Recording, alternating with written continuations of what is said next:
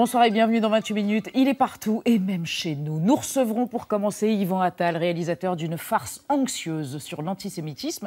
Et il est flanqué de son bobologue, le psychologue spécialisé en ethnopsychiatrie, Toby Nathan. En deuxième partie de cette émission, le débat, Daesh est-il en train de reculer sur le terrain irakien? L'armée irakienne, soutenue par la coalition états-unienne, est en train de reprendre la ville symbole de Falloujah aux djihadistes. Et puis pour terminer, Xavier Mauduit frétillera comme une queue de mignons spermatozoïdes à propos de l'insémination artificielle post-mortem autorisée hier. Et Jean-Mathieu Pernin, agité du bocal notoire, sauvera de l'anonymat un poisson rouge britannique. Une histoire cruciale. Bonsoir Nadia. Bonsoir Elisabeth. Guillaume Roquette est de retour de croisière. C'est pas trop tôt, il était temps. Bonsoir Guillaume Roquette. Bonsoir tous les deux. Bonsoir. Toby Nathan, Yvan Attal, le cœur des vierges. Vous le refaites en même temps? Alors, on est là, on est ravis de vous accueillir pour la sortie de votre film. Yvan Attal, co-scénariste, acteur, réalisateur. Ils sont partout, le film sort aujourd'hui.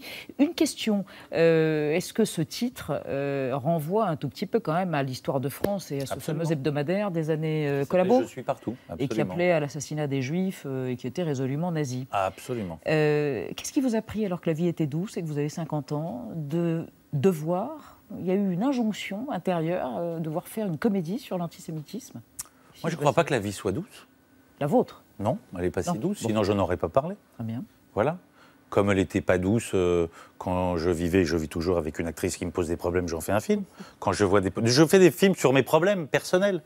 Voilà, donc j'ai un petit problème avec l'antisémitisme grandissant dans mon pays, donc j'en fais un film. Mais je ne trouve pas que la vie soit si douce. Très bien. D'où mes cernes et mes angoisses. Vous avez l'air angoissé. D'où mon psy, d'ailleurs. Maintenant, je me trimballe avec jamais sans son psy. Il s'appelle Toby Nathan. On va quand même l'entendre tout à l'heure. On espère, on veut l'entendre. Mais tout d'abord, votre empreinte digitale, Yvan Attal, c'est réalisé par Marc-Antoine de Porrette, comme tous les soirs. Regardez, vous allez voir, pas être déçus. En tapant Yvan Attal sur Internet, le moteur de recherche propose d'y associer film, taille, Charlotte Gainsbourg ou œil. Il y a encore 4 ans, il aurait aussi suggéré le terme juif. Accusé par des associations antiracistes en 2012, Google ne fait plus figurer ce terme. Car vous êtes né dans une famille juive originaire d'Algérie. Père horloger, mère au foyer, vous grandissez à Créteil où vous vouez un culte au parrain de Francis Ford Coppola. Pour devenir Al Pacino, vous intégrez les cours Florent. Vous voici en 1988. Est-ce que tu la connais? Ah ouais, je la connais, remarque. Toi aussi, tu la connais? Moi, je la connais? Non mais attends, là, tu blagues ou quoi? Ah ouais, je blague. Vous explosez dans un monde sans pitié d'Éric Rochant en 1989, enchaînez les rôles, prêtez votre voix à Tom Cruise et passez derrière la caméra avec Ma femme est une actrice, un brin autobiographique. Faut embrasse-moi.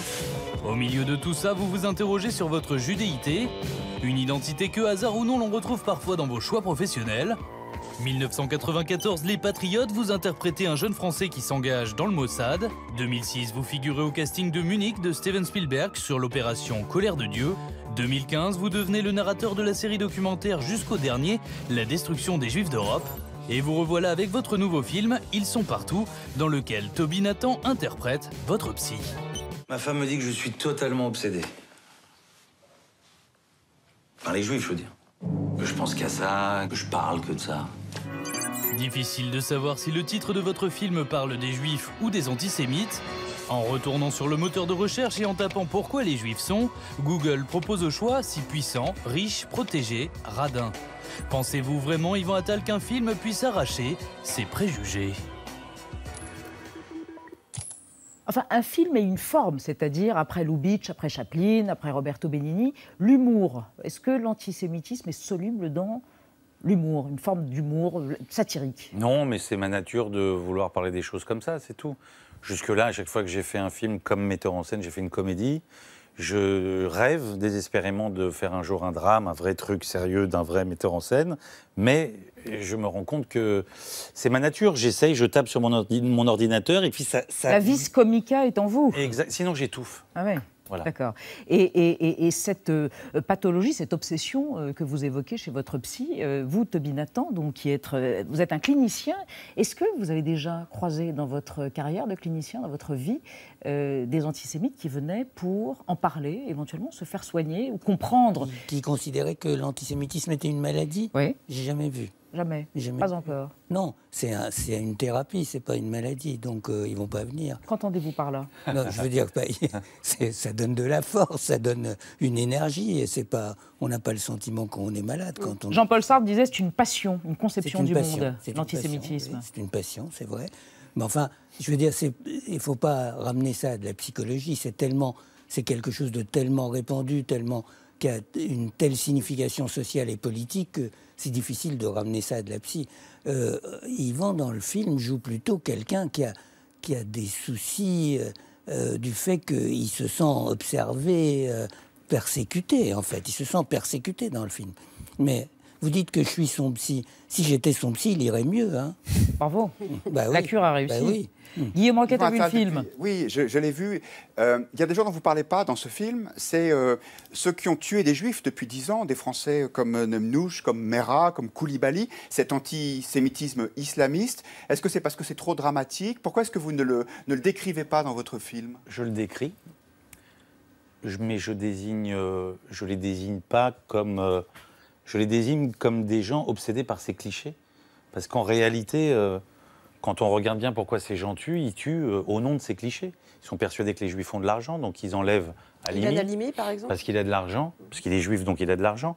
Ils demandent une rançon en espérant... Parce qu'ils sont solidaires. Parce qu'ils pensent que la communauté juive va payer, puisque les Juifs sont solidaires. Qu'il s'appelle Koulibaly ou qu'il s'appelle je ne sais pas comment, il est nourri par ces clichés-là. Mais il tue au nom de l'islam. Non, il tue parce qu'il a envie de prendre du pognon de la communauté juive ou en tout cas d'un type qu'il pense riche. Il ne dit pas, ça se transforme après. En revanche, dans le film, quand je parle de l'antisionisme, clairement, pour moi peut-être très clairement, mais pour des gens un peu trop subtilement, quand je fais un sketch qui s'appelle « Et Israël » et que je mets en scène un conseil des ministres pour arriver à mes fins, ça veut dire à raconter ce qu'est l'État d'Israël, un pays juif, puisqu'on assiste au dernier sketch, et Israël, le président de la République, qui réunit ses ministres, qui dit tout va mal, et qui propose une chose, il reprend les clichés qu'on a démontés auparavant, il dit les Juifs ont de l'argent, les Juifs s'entraident, devenons tous Juifs. Ce que je trouve d'ailleurs personnellement très logique. Et qu'à partir du moment où la France devient juive, alors on reçoit des roquettes sur la figure. C'est une métaphore de ce que vit Israël, c'est une métaphore pour parler de ce nouvel antisémitisme qui se cache derrière l'antisionisme. Donc, moi, je ne suis pas un homme politique. Je ne suis pas un intellectuel, ce n'est pas un essai, c'est un film qui démontre les clichés antisémites. Donc, je n'ai pas besoin de désigner un tel ou un tel. Et l'antisémitisme musulman... Mais vous avez quand même un personnage qui évoque très fortement Marine Le Pen, pour dire les choses clairement, et qui est antisémite obsessionnel. J'ai cherché à démonter ces clichés, et quand je me suis mis à écrire avec Émilie Frêche, on s'est dit comment illustrer le mieux, quelles histoires pour trouver ces clichés. Je me suis inspiré d'un personnage politique réel. Oui, c'est ça, qui est un néo-nazi, enfin un type d'extrême droite hongrois, et qui à la mort de sa grand-mère, comme dans le film, a appris qu'il était juif. Son cauchemar devient sa réalité, et je me suis dit comment en France incarner ce personnage d'extrême droite, et j'ai fait, comme avec mon idole qu'on a vu tout à l'heure, Coppola, dans son Parrain 3, se servir d'éléments réels pour raconter un décor et un environnement. Juste, point de vue du clinicien, le meilleur cauchemar est arrivé pour cet homme politique hongrois? Ah oui, je pense que c'est un cauchemar, mais c'est aussi une révélation, hein. D'après ce que j'ai su, il a cherché à retrouver ses racines, il est reparti. Il ne fait pas du tout comme Marine Le Pen, enfin la pseudo-Marine Le Pen dans le film d'Yvan, hein. Il fait tout autre chose, le Hongrois. Il est reparti chercher ses noyaux, ses racines, etc. Il s'est reconstruit une histoire. D'accord. Hein. Mais en même temps, pardonnez-moi, je peux ajouter un petit quelque chose. Ajoutez. Cet antisémitisme d'extrême droite, il existe toujours. On a beau dédiaboliser, etc., tout ce que vous voulez. On a beau dire aussi que l'antisémitisme a muté. Il a muté. Je parle de ce nouvel antisémitisme, mais il me semblait tout à fait juste de parler d'un antisémitisme... Même s'il est peut-être chez les Le Pen plus présent chez le père que chez la fille. Oui, si vous voulez. Nadia. C'est pas la réalité. Hein. Nadia. Depuis que Yvan Attal fait la promotion, comme on dit, de son film, un déferlement de haine. Oui, et sur Internet, sur les réseaux notamment, sociaux, effectivement, oui. Et ça illustre assez bien cette obsession antisémite que vous décrivez dans le film. Donc on regarde, par exemple, ce qui est dit, ce qui est écrit dans les commentaires juste sous les articles qui parlent de votre film, et également ce qui se dit sur les réseaux sociaux quand vous apparaissez, comme ici sur un plateau télé. Samedi dernier, par exemple, vous étiez sur le plateau télé de Laurent Ruquier sur France 2, et il y a eu une déferlante de tweets absolument infâmes. Je les ai vus, on ne va pas les montrer parce qu'on ne va pas leur faire cet honneur. Autre exemple. En plus, je ne les lis pas, moi non plus, donc j'aurais préféré ne pas les lire. Ils apparaissent et puis ils ne sont pas modérés, ils ne sont pas supprimés. Autre exemple, Martine Gozlan du journal Marianne, elle a expliqué cette semaine qu'elle a été obligée de fermer les commentaires sous son article parce que là aussi, il y a eu beaucoup d'antisémites qui se sont déchaînés contre vous, contre les Juifs, contre Israël, contre le grand complot. Alors vous ne les lisez pas forcément, mais qu'est-ce que vous ressentez quand vous savez qu'il y a des gens comme ça que vous ne connaissez pas qui vous traitent de sales juifs? Mais c'est la raison pour laquelle je fais le film. C'est pour dénoncer tout ça. C'est pour dénoncer ce que beaucoup de gens ne veulent pas voir ou s'étonnent de voir tout d'un coup avec l'apparition de ce film. Moi, je suis ravi que ces gens se révèlent aux yeux de tous. Parce qu'on pense souvent, et d'ailleurs, c'est ça l'ironie de ce personnage que je joue et qui va voir son psy, parce qu'on lui dit qu'il est paranoïaque. Moi, dans ma vie, à chaque fois que je soupçonne de l'antisémitisme quelque part, on me dit « Ah, ça va, t'exagères, t'es paranoïaque ». Eh ben voilà, je suis paranoïaque. C'est exactement la scène avec Toby quand je lui dis « Moi, je vois des choses, mais tout le monde me dit que c'est dans ma tête ». Je suis parano. Ouais. D'ailleurs, je parle de Mera, à limite, etc. Donc, je fais quand même allusion à cet antisémitisme dont vous parlez. Une dernière question, Toby Nathan. Jean-Paul Sartre écrivait « Si le juif n'existait pas, l'antisémite l'inventerait ». C'était en 1947, mais ça vous semble extrêmement pertinent et toujours il y a une vérité là-dedans. Il y a une vérité, mais elle est évidemment insuffisante. Hein. Et Jean-Paul Sartre, d'ailleurs, à la fin de sa vie, est revenu là-dessus. C'est-à-dire, il y a une vérité, c'est que l'antisémite refabrique le juif.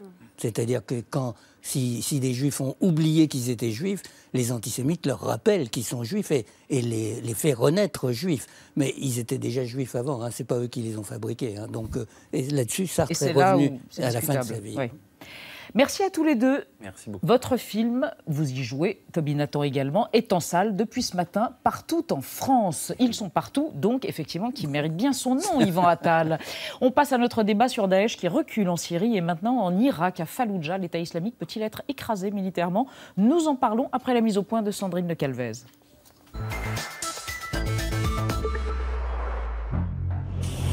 Aux abords de la ville irakienne de Falloujah, des colonnes de blindés, des stocks d'armement. Après 10 jours d'offensive, les forces d'élite de Bagdad, appuyées par les bombardements de la coalition internationale et des milices chiites, ont commencé à pénétrer dans la ville contrôlée par Daesh. L'unité de contre-terrorisme continue d'avancer. Nos troupes sont déterminées à libérer toute la ville de Falloujah de l'État islamique. Falloujah est située à 60 km seulement de la capitale, Bagdad. C'est la première ville irakienne à être tombée aux mains des djihadistes en janvier 2014. Reprendre Falloujah, c'est un symbole fort pour les autorités irakiennes. Le moment de la grande victoire approche et Daesh n'a pas d'autre choix que de fuir. Mais Daesh résiste. La bataille de Falloujah s'annonce difficile, d'autant que 50 000 civils se retrouveraient pris au piège, exposés au combat et à la violence des djihadistes, retranchés dans le centre-ville. Ceux qui ont réussi à fuir racontent 2 ans de privation et d'oppression. Là-bas, il n'y a pas de nourriture, pas de médicaments. Avant l'entrée des forces irakiennes, les djihadistes ont pris nos hommes. On ne sait pas s'ils sont vivants ou morts. Les combattants de l'État islamique sont sur la défensive, à Falloujah, mais aussi dans le nord de l'Irak, où les Kurdes tentent de chasser Daesh de Mossoul. Même scénario en Syrie, une alliance arabo-kurde soutenue par la coalition internationale multiplie les offensives contre Raqqa, la capitale de l'autoproclamé État islamique. Attaqué sur plusieurs fronts, Daesh est-il en train de perdre du terrain? Acculé, peut-il être tenté de frapper en Europe? On va voir ça avec tous les trois. Gérard Chalian, bonsoir, géopoliticien, spécialiste des conflits armés. Dernier livre, dernier essai sorti. Pourquoi perd-on la guerre? Un nouvel art occidental. Vous considérez que les affaires vont mal, certes pour Daesh, attaqué à la fois à Falloujah, à Mossoul et à Raqqa, mais c'est à peine, dites-vous, le début d'un long combat difficile. À côté de vous, Mansour Mokefi, bonsoir. Vous êtes conseillère spéciale pour le monde arabe à l'IFRI. Selon vous, Daesh recule, certes, mais ses capacités de rebond sont considérables. Le groupe continuera à frapper frapper ses ennemis comme à Bagdad ou dans d'autres pays, dites-vous, par exemple la France. Et enfin, Wassim Nasr, bonsoir, vous êtes journaliste à France 24, spécialiste des mouvements djihadistes. Dernier essai, État islamique, le fait accompli, paru il y a quelques jours, chez Plomb. Pour vous, même si la coalition écrase Daesh militairement, tant que le terreau, qu'il soit politique, idéologique ou social, existera, eh bien l'organisation État islamique pourra ressurgir sous une autre forme, potentiellement même, éventuellement plus radicale, ce qui n'est pas fait pour nous rassurer, Wassim Nasr. On va démarrer avec une question de spectateur, Nadia. Oui, la voici. Si l'organisation État islamique décline en Irak et en Syrie, faut-il s'attendre à un retour massif de djihadistes européens sur notre sol? Wassim Nasr, est-ce qu'un affaiblissement de Daesh sur le terrain, ça peut entraîner un phénomène de désertion, de défection? Ça pourrait, ça aurait pu il y a quelques mois, ou voire il y a quelques années. Il y a eu des défections, il y a toujours des défections. Mais ceux qui sont toujours actifs sur place, s'ils sont vraiment acculés militairement, ils n'auront pas les moyens, en tout cas, de rentrer en Europe. Ouais. Donc ça sera un combat à la vie, à la mort. Donc je pense que c'est bien sûr à prendre en considération, mais je ne pense pas qu'on pourra témoigner des retours qu'il y a eu, par exemple, après la guerre d'Afghanistan. Ouais. Les Arabes afghans, ou des retours qu'il y a eu après la guerre de Bosnie. Parce qu'à cette période-là, ces combattants, ces djihadistes, moudjahidines à l'époque, étaient encore bien vus et bien accueillis chez eux, avant qu'on ne puisse témoigner à la résurrection d'Al-Qaïda sous sa forme terroriste. Alors, y a-t-il recul de l'organisation État islamique? Dans quelle proportion et pour quelles raisons? Un chiffre pour commencer, Guillaume Roquette. Un chiffre pour essayer de cerner le sujet. 14%, c'est la proportion du territoire de l'Irak qui serait toujours tenu par l'État islamique. C'est beaucoup moins que ce que ça a été, puisque l'État islamique aurait contrôlé jusqu'à 40% de l'Irak. Alors, est-ce que ce chiffre est crédible, Gérard Chaliand? Est-ce qu'effectivement, il n'y a plus qu'une part très minoritaire du pays qui est tenue par l'État islamique? Parce que cette information, elle vient des autorités de Bagdad. Bon, la première chose, c'est que le chiffre de 40% qu'ils auraient contrôlé, il est inexact. La majeure partie de l'Irak était contrôlée par le régime de Bagdad et par les Kurdes. Maintenant, 14%, vous savez, c'est très difficile à définir. Est-ce qu'on peut dire qu'ils ont perdu les 2/3 de ce qu'ils contrôlaient, pour faire court? Disons, ils sont sur le recul. Voilà, ils font sur le recul. Et ce qui est intéressant de voir, c'est qui est en face, quelles sont les chances de les étouffer, parce qu'on cherche à les étouffer sur les 3 théâtres. Raqqa, avec les Kurdes et une partie des Arabes. Raqqa qui est leur capitale autoproclamée. En Syrie, exact. Ensuite, il y a Mossoul, qui est très important. C'est quand même la seconde ville du pays, où ils sont attaqués à la fois par les Kurdes d'Irak et en même temps par les troupes de Bagdad. Et enfin il y a Fallujah, c'est ça. Alors, où ils sont attaqués par les Iraniens, ne l'oublions pas, les Iraniens avec la groupe Al-Badr, formé par les Iraniens bien avant 2003, des combattants sérieux. Ensuite, il y a les combattants qui ont été formés dans les 2 dernières années par les Américains, avec des troupes américaines. Et puis, troisièmement, il y a le gouvernement de Bagdad. Voilà, c'est comme ça est la situation. Alors, Mansouria Mokefi, Fallujah, qu'est-ce que ça représente? C'est un symbole. Oui, alors symboliquement, c'est très important. On pense à 2003-2004, non? Et peut-être même à avant. On peut penser à plus avant, bien sûr, mais c'est une valeur donc symbolique fondamentale. C'est la reconquête de Fallujah aurait beaucoup d'importance. D'abord pour le gouvernement irakien, pour un Premier ministre très affaibli, pour une opinion publique, alors donc sur le plan local pour les Irakiens, sur le plan régional parce qu'il faut effectivement essayer de stopper, même d'étouffer, comme dit M. Chaliand, l'État islamique, et puis aussi une portée internationale au niveau de l'opinion publique occidentale qu'il faut un petit peu rassurer. Mais une fois qu'on a parlé de cette conquête, reconquête, victoire, on n'a pas du tout éradiqué l'État islamique, on n'a pas réglé la question djihadiste dans la région, et je crois que c'est là la question fondamentale. Ce n'est pas les avancées et les reculs auxquels les djihadistes de l'État islamique s'attendaient, ils se préparent. Et pour rebondir aussi sur ce que mon voisin vient de dire tout à l'heure, je crois que contrairement à ce que vous avez dit, je ne pense pas qu'on puisse escompter, envisager le retour de certains, parce qu'il n'y a pas de capitulation, il n'y a pas de renoncement. De la part il y a de qui? au contraire une réaffirmation de la part de Daesh, fois du message de la dimension messianique. Mais il n'y a pas le mythe de l'invincibilité là qui s'en est pris quand même un coup dans l'aile? Alors, je ne sais pas où était ce mythe de l'invincibilité. Non, mais si je peux rajouter quelque chose... Il était auto-engendré. En 2014, ils ont construit le mythe de l'invincibilité. Construit, mais franchement... Mais tous les mythes sont construits. Par rapport, en 2014, c'était justement il y a 2 ans où ils ont proclamé le 29 juin. Mais par rapport aux pertes, il y a quelque chose de très important qu'il faut dire. Une guerre, c'est fluctuant. Donc, les pertes de territoire, 40%, 14%, ce n'est pas important. Ce qui est important, c'est les villes. Parce que les villes perdues font perdre à l'État islamique sa prétention étatique à administrer des villes et à administrer des populations avec toutes les ressources qu'il y a. À quel prix les villes sont prises? Les villes sont prises au prix de leur destruction totale et de l'exode des populations. On l'a vu à Beiji, on l'a vu à Tikrit. Qui détruit ces villes? Ce sont les bombardements américains? Ce sont les bombardements de la coalition. Mais la coalition, concrètement, c'est la coalition américano-arabe, parce qu'il y a aussi l'aviation arabe, qui, d'une certaine manière, traite l'État islamique comme un vrai État. Pourquoi? Parce qu'il frappe ses centres névralgiques, il frappe ses infrastructures, ses routes. Pourquoi? Pour une raison très simple, qui est vieille comme la guerre. Essayer de retourner la population contre cet État islamique, ou du moins que cette population ne voit plus dans cet État islamique une solution viable. Moi, je voudrais revenir à... son ressentiment qui reste... on va absolument y revenir tout à l'heure, mais le rôle des Américains, concrètement, ils sont en l'air, au sol, et qu'est-ce que ça revêt pour Barack Obama qui arrive en fin de mandat? J'imagine, là, il y a quelque chose qui se joue de crucial pour lui, non? Barack Obama, il répond effectivement à l'offensive des Russes, c'est-à-dire qu'il faut quand même montrer que les Américains, ils font quelque chose. Et effectivement, ils ont envoyé des troupes au sol pour pouvoir guider les bombardements, pour pouvoir donner des conseils à ces groupes de Bagdad qui ont été finalement défaits il y a de ça 2 ans, etc. Bon, alors... C'est une réponse en miroir à la reprise de Palmyre par les Russes, hein, Fallujah, là, l'opération américaine. De surcroît, bon, les Américains ont dit « partez ». C'est ce qu'on dit quand on va bombarder une ville.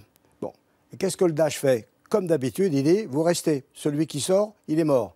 Bon, voilà pourquoi il va y avoir des morts civiles. C'est-à-dire que, comme d'habitude, les uns disent, sortez, fichez le camp, qu'on s'occupe des combattants, et les autres disent, tu restes comme bouclier humain. Voilà, c'est comme ça que ça se passe. Et alors, justement, Nadia, le point de vue, si tant est qu'on puisse l'obtenir, le point de vue des habitants de Fallujah, oui, parce qu'on pourrait imaginer que la population n'a qu'une hâte, c'est d'être libérée de Daesh, et qu'ils acclameront qui les libérera. Évidemment, c'est beaucoup plus compliqué que ça.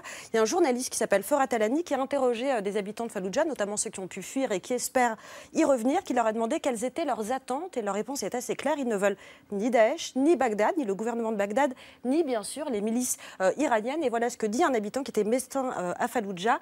Après le départ de Daesh, nous ne voulons pas le retour des hommes politiques d'avant, les hommes qui étaient en poste. Nous souhaitons choisir nous-mêmes nos représentants. Nous voulons être gouvernés par nous-mêmes. Nous, c'est évidemment la population sunnite. Wassim Nasr, est-ce qu'ils peuvent être exaucés, effectivement? Écoutez, en tout cas, ce qu'a fait Ferhat, c'est très bien, je l'ai lu aujourd'hui, et ça rejoint dans beaucoup de points les témoignages que j'ai pu recueillir des habitants de Fallujah en 2014. Qui vous disent ça, on ne veut pas des milices iraniennes, on en a peur. Milices chiites. Ils ne veulent pas des milices chiites, bien sûr, parce qu'on l'a vu, comme je l'ai dit tout à l'heure, la destruction de Tikrit, de Beiji et de Ramadi, ce n'est pas rien. Et donc les habitants de Fallujah arrivaient à un moment T dans l'histoire, donc janvier 2014, après une période très particulière de contestation pacifique, fin 2013, début 2014, en Irak, contre Nouri el-Maliki.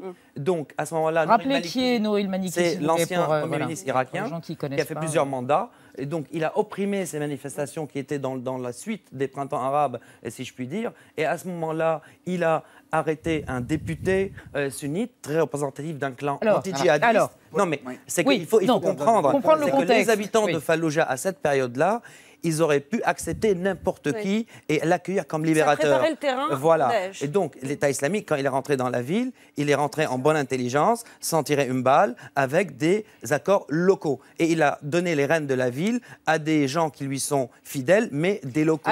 Et de fil en aiguille, il a contrôlé cette population qui, aujourd'hui, se trouve à ne pas avoir le choix. C'est ou bien l'État islamique et les bombardements et la destruction, sinon les milices chiites. On a bien compris. Ce n'est pas vraiment un choix. Alors, est-ce que ça veut dire que nettoyage ces milices, ethnique, une fois qu'elles seront présentes dans Fallujah, elles vont tenir la ville, éventuellement elles vont pouvoir faire du nettoyage ethnique?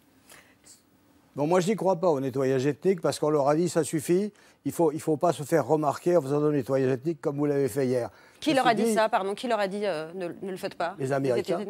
Et deuxièmement, être libéré quand on est sunnite par des chiites, c'est pas sérieux. Ils ne sont pas libérés. Disons que simplement, on va chasser Une domination remplacera une autre. Oui, on va chasser le Daesh et puis la population, elle va dire bon, on est content qu'ils soient partis parce que pendant qu'ils étaient là, on n'a plus eu grand-chose à manger.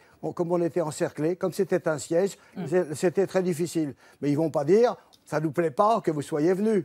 Qu'est-ce que vous voulez qu'ils disent? Rien. Donc, ils sont dans une situation extrêmement difficile. Tout ce qu'on peut espérer, c'est que les Américains auront suffisamment de poids pour que ça se passe le moins mal possible. D'accord, Gérard Chaliand. Je voudrais juste l'avis sur l'éventualité d'une épuration confessionnelle ethnique de Mansouriya Mokefi. Une situation humanitaire catastrophique, sans rentrer dans tous les détails, parce qu'on les connaît tous, sur donc les exactions qui sont déjà commises et qui risquent d'empirer parce que c'est ainsi. Mais par ces milices, donc exactions commises par les milices. Bien sûr, mais au-delà de ça, c'est vrai que pour les sunnites de la région, vu ce qu'ils ont eu à subir des chiites depuis quelque temps, l'État islamique est arrivé et est apparu comme un moindre mal. Aujourd'hui, la situation a changé, mais la réponse à votre question, c'est est-ce qu'on va pouvoir répondre à leurs demandes, à leurs vœux?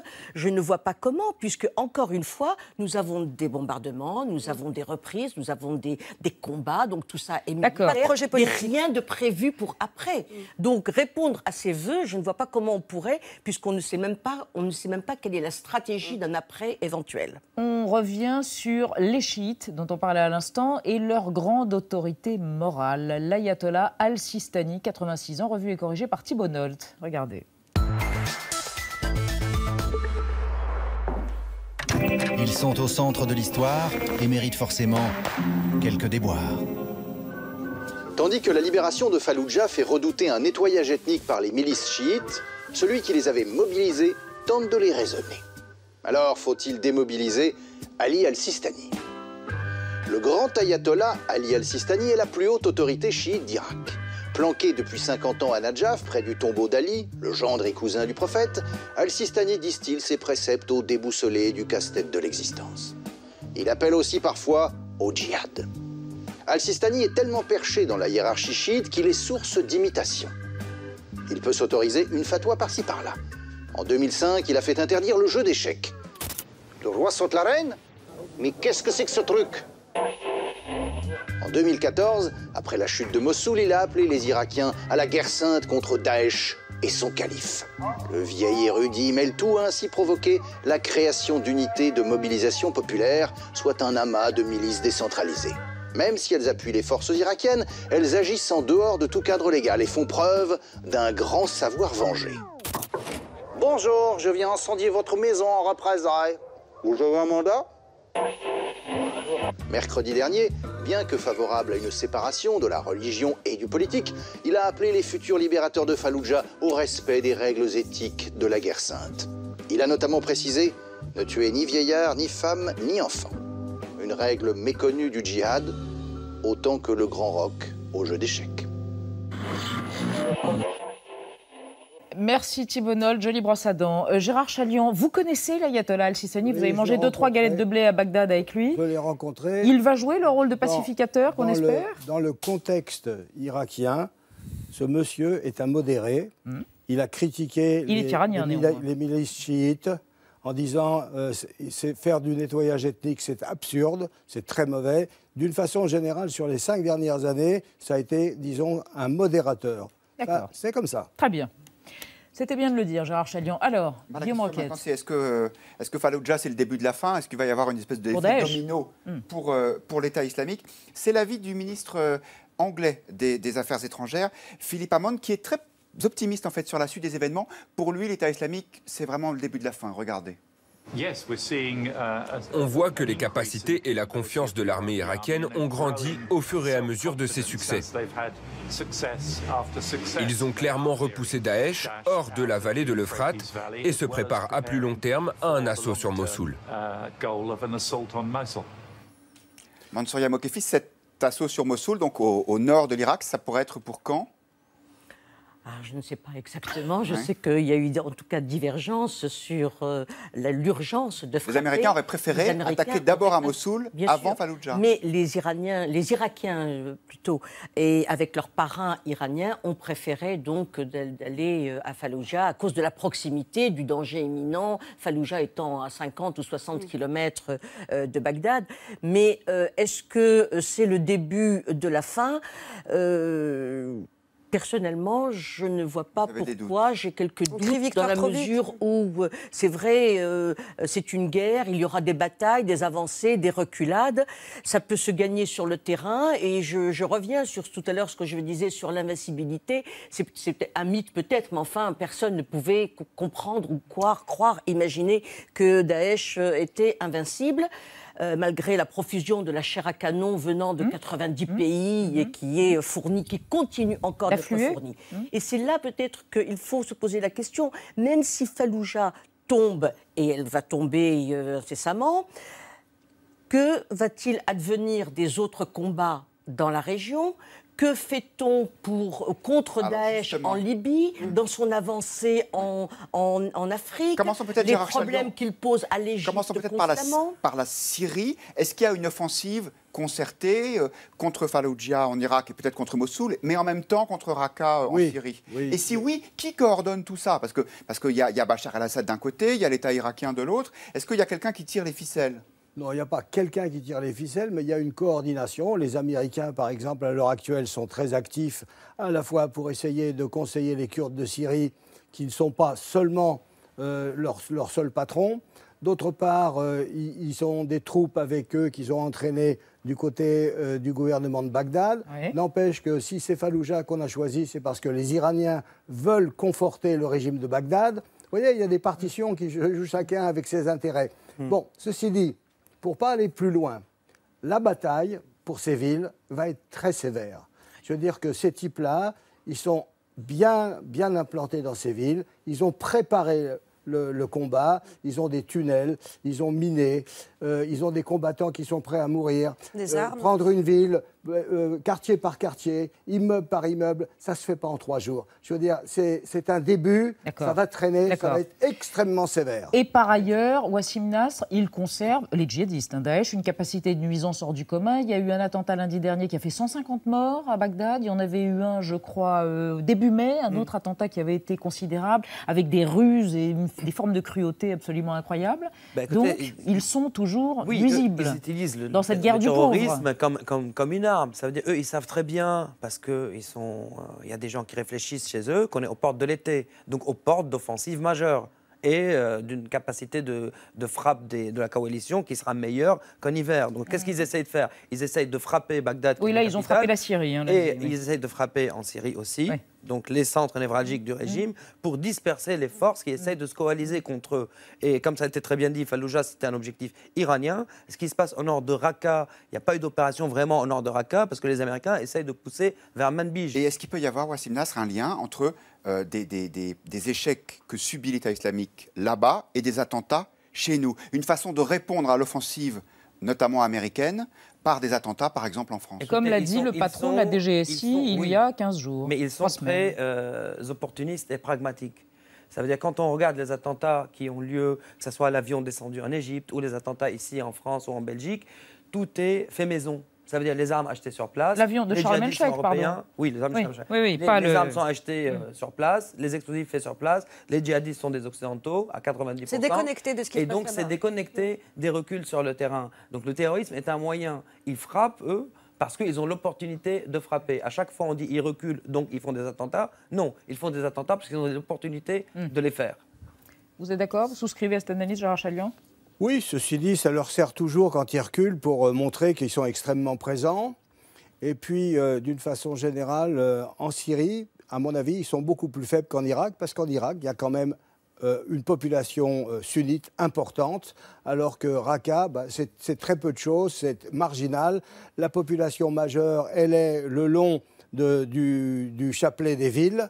Et là, Ayman el-Zawahiri, qui est le patron d'Al-Qaïda, maintenant il va reprendre l'offensive, il va dire, bon ben voilà, le Daesh il est en recul, n'oubliez pas que c'est moi qui étais là avant lui et je reprends maintenant l'initiative. D'accord, une prolifération d'autres groupes toujours aussi ou plus radicaux, mais pour revenir à Daesh, Mansour Mokefi, est-ce qu'on peut imaginer que dans le Sinaï, au Yémen ou en Libye, il y ait des implantations de plus en plus durables? Une sorte de redéploiement.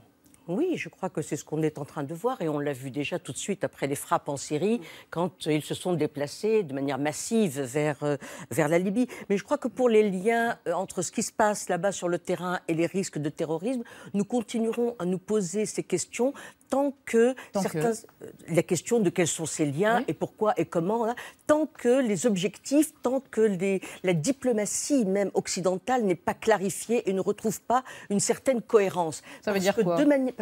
Ça veut dire que aujourd'hui, les Occidentaux combattent le terrorisme en bombardant des pays musulmans. Ils le font en étant alliés de certains pays arabo-musulmans qui sont eux-mêmes les parrains de ces L'Arabie Saoudite, vous voulez dire ? L'Arabie Saoudite, le Qatar et d'autres, qui sont eux-mêmes les parrains de cet islamisme. D'accord. Donc, couper la branche. Nécessaire et urgente clarification de la diplomatie occidentale. Et en tout cas, en ce qui concerne la France, c'est... Justement... Pardon, je vous ai coupé la parole, mais Wassim Nasr, la France... Dernière question. On n'en a pas parlé jusqu'à présent, on joue aucun rôle dans ce qui se passe en ce moment. On joue un rôle très minime en tout cas, mais la France, elle est sur des conflits contre des factions djihadistes depuis des décennies. Au Mali, au Yémen, en Somalie, Afghanistan. Donc la France est une cible de choix pour ces mouvements, quoi qu'il arrive. Mais il ne faut pas oublier, moi j'aimerais rajouter quelque chose, qu'il n'y a pas de recul en Syrie et redéploiement en Libye. La Libye était dans le viseur de l'État islamique depuis fin 2013. Ils ont envoyé un bras droit de Baghdadi en plein frappe à l'été 2014 pour organiser les choses là-bas. Donc c'était Al-Anbari, c'était pas n'importe qui. Aujourd'hui, ils reculent en Libye parce qu'ils sont attaqués par l'ouest et par l'est par des factions libyennes. Mais ça veut dire, eux, ils sont transnationaux, trans-Syrie, trans-Irak. Merci Wassim Nasr et merci à tous les trois. L'émission continue avec Xavier Mauduit qui est fasciné par l'insémination post-mortem autorisée hier par le Conseil d'État et Jean-Mathieu Pernin fasciné, lui, par le sentimentalisme forcené d'un propriétaire de poissons rouges. C'est aberrant. Mais tout d'abord, des intox. Ce soir, le point sur la légende des milliards cachés par les syndicats français. Alors que la CGT bloque les raffineries et que les syndicats menacent d'une grève dans les transports, on a vu ressurgir un chiffre du débat public. 4 milliards d'euros, comme le total de subventions publiques que les syndicats se partageraient chaque année. Le chiffre vient du rapport parlementaire Perruchot qui avait été rejeté fin 2011 par la commission l'ayant demandé et avait ensuite fuité dans la presse. Mais paradoxalement, c'est en lisant le dit rapport qu'on torpille le chiffre. Car les commentateurs lisent trop vite parfois.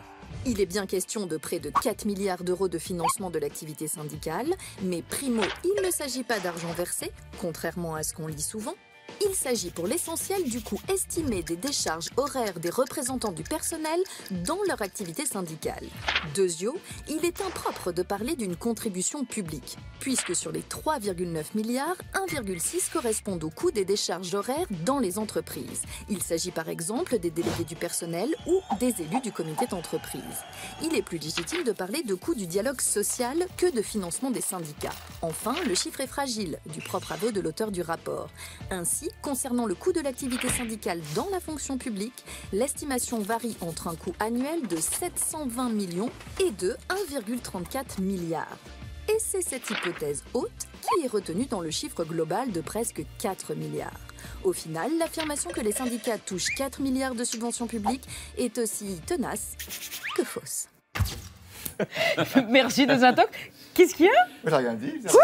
J'ai entendu culotte. Regardez, il est de retour et déjà, c'est l'anarchie. La pomponnette est revenue. Bonsoir Ziguépus. Bonsoir. Ça va Xavier Mauduit? Alors, non mais c'est pas drôle. On va parler d'une jeune veuve espagnole qui a obtenu hier du Conseil d'État le droit assez vertigineux, quand on y pense bien, de rapatrier en Espagne les gamètes, c'est-à-dire le sperme congelé de son mari mort, pour se le faire inséminer artificiellement, dites donc.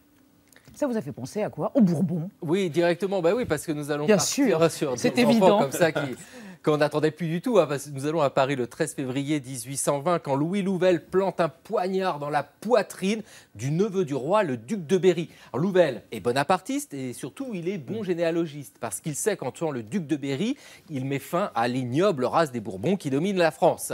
On va essayer de se souvenir un petit peu de nos rois. Hein. Louis XVI, Louis XVI, on voit guillotiné. La couronne revient à son fiston, le petit Louis XVII, mais qui disparaît pendant la Révolution. Après l'épisode napoléonien, Et qui aura la couronne? C'est le frère. Il y en a un qui suit. C'est bien. C'est Louis XVIII, mais bon, il n'a pas d'enfant. Donc, qui ce sera après? Le comte d'Artois, le troisième le troisième de la fratrie. Et en plus, coup de bol, Artois a 2 enfants. Il a 2 enfants. L'aîné, ça c'est bêta, l'aîné, lui, n'en a pas d'enfant. Bon, il faut dire qu'il est un peu stérile, il est marié avec sa cousine, c'est le duc d'Angoulême. Et donc, tous les espoirs des Bourbons... Vous êtes sacrilège, regardez, il se méprise. Si, c'est vrai, bon, il est marié avec sa cousine. Tous les espoirs des Bourbons reposent sur le duc de Berry et sa royale semence. C'est pour ça, d'ailleurs, que Louvel a voulu l'assassiner. Et d'un coup, Chateaubriand l'explique très bien, d'un coup de poignard, Louvel a tué toute la race des Bourbons. C'en est terminé. Donc, vous imaginez le drame aux Tuileries, Louis XVIII pleure, le comte d'Artois pleure, la duchesse de Berry pleure, évidemment, et elle a des nausées. Et son petit bidon s'arrondit. Et oui, parce que il avait eu le temps de passer par là. Voilà, avant de mourir, il avait réussi à faire ce descendant que tous les Bourbons attendent. Alors bon, 7 mois plus tard, il naît, ce gamin tant attendu, Henri, que Lamartine surnomme l'enfant du miracle. Alors, pour terminer, cet enfant du miracle, hélas, qui était appelé à devenir roi, n'a jamais régné parce que la révolution de 1830 a chassé toute sa famille. On peut dire que les bonnes fées ne s'étaient pas penchées sur son berceau. Bonsoir les gentils téléspectateurs. Ils étaient nombreux, ça, madame. Oh, comme ils étaient nombreux à nous regarder avec leurs gros yeux, les téléspectateurs. Ils avaient travaillé toute la journée, ça, madame. Ils étaient fatigués. Et maintenant, avant d'aller faire dodo, ça regardait la télévision, ça. Elle est gentille, la télévision. Elle les aime bien, ça, madame. Et faites ça, tous les deux. Oui, on a laissé les quoi. C'est vous. Alors, la poisse du poisson rouge. Oui, alors c'est une histoire qui a ému toute la Grande-Bretagne, celle d'un couple habitant dans une petite ville au nord de Londres qui possède un poisson rouge, répondant de manière très originale au nom de Nemo. Ouais. Voilà. Et ce poisson rouge, quand même, il est très sympa, parce qu'il fait des tours à droite dans son bocal et puis à gauche dans son bocal. Bref, il est vraiment cool, comme on dit. Mais un jour, Nemo, il se sent pas très bien et le diagnostic est sans appel. Le poisson rouge est atteint d'une tumeur au niveau du ventre. Aucun vétérinaire de la petite ville ne veut l'opérer, mais le couple n'en démord pas, il faut sauver Nemo. Alors ils n'ont pas beaucoup d'argent, mais ça ne va pas les empêcher de prendre leur voiture, bocal sur les genoux, faire 200 km jusqu'à Bristol. C'est du Ken-Loach. Et là, ils trouvent un chirurgien qui accepte d'opérer le poisson rouge. Il va rentrer au bloc opératoire pendant 45 minutes et réussir à extraire la tumeur. Nemo aujourd'hui se porte comme un chat, il frétille de la nageoire, beaucoup mieux que sur ses photos en tout cas, maintenant il est en pleine forme. Alors on est très content pour ce couple, mais ce qui est incroyable c'est l'opération quand même de poisson rouge. Comment imaginer un acte chirurgical sur un animal qui fait entre 12 et 25 cm. Alors ce genre d'opération est très rare car d'un côté, alors c'est assez affreux, il y a des propriétaires qui hésitent à dépenser de l'argent pour un animal beaucoup moins affectueux qu'un chien, et de l'autre les vétérinaires qui ne veulent pas prendre de risques parce qu'en 2014, il y a un chirurgien australien qui a réussi à extraire une tumeur du cerveau d'un poisson rouge, et donc c'était une première à l'époque, donc ça va très loin, et lui il dit finalement c'est vrai qu'il y a un risque parce que l'animal est tellement petit que le risque ce sont les saignements, on ne peut se permettre de perdre qu'un demi-millilitre de sang. Si vous rajoutez à ça qu'il faut endormir le poisson dans l'eau avec une substance spéciale que l'on dilue, plus une colle particulière pour suturer la plaie. Bref, on ne s'en sort pas. Ça coûte très cher, à peu près 260 € pour l'opération tout de même. Donc très peu de vétérinaires le font. D'ailleurs, il n'y a eu que 3 opérations de la sorte en Grande-Bretagne. Alors est-ce que la vie d'un poisson rouge vaut moins que celle d'un chien et d'un chat? Voilà, un bon sujet pour le bac philo, c'est dans 15 jours. En plus, il faut faire signer la décharge. Bien sûr. Exactement. Merci mes amis, l'émission est terminée sur l'antenne ce soir, une merveille. Karine Viard envoie sa culotte et sa famille momentanément par-dessus les moulins dans Lulu, femme nue de Solveig en SPAC. On se quitte avec un autre tube humide pour conjurer la météo, comme tous les jours. Sacha Distel, 1969, et Nadia nous refait évidemment. un petit mouvement de torse. Et à demain. Tout va de bien quoi, car toute la pluie tombe sur moi de tous les toits à chaque